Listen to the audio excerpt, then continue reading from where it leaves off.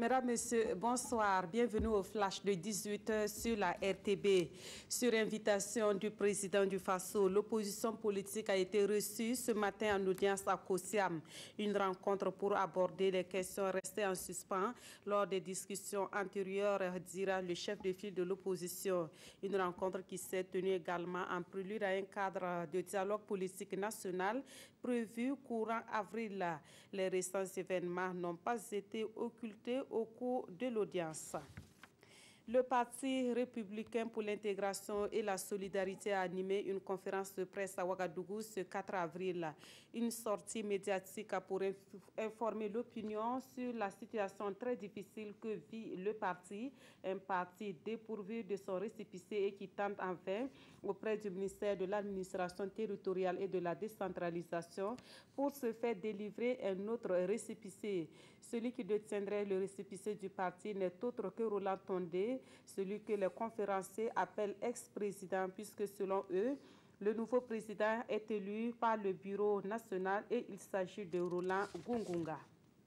Dans l'actualité également, la semaine des énergies et énergies renouvelables d'Afrique SERA Acte 3 a ouvert ses portes ce matin sous le patronage du Premier ministre Christophe Dabiré.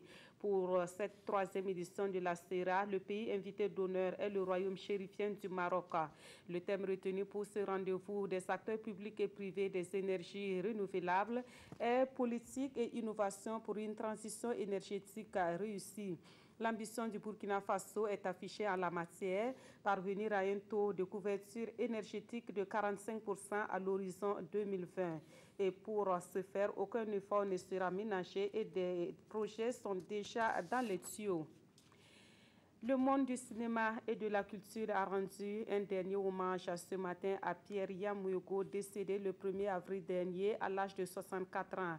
Son inhumation a eu lieu au cimetière de Gounguin en présence de sa famille, amis, collègues et connaissances venus du Burkina, du Sénégal, du Bénin et de la France. Le cinéaste Saint-Pierre Yamoyogo, alias Saint-Pierre Yamoyogo, laisse derrière lui une riche filmographie qui critique et dépeint l'état de la société.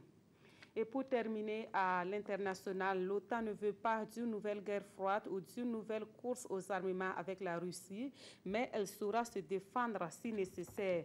Cette déclaration est faite par son secrétaire général à l'occasion du 70e anniversaire de l'Alliance du traité de l'Atlantique Nord.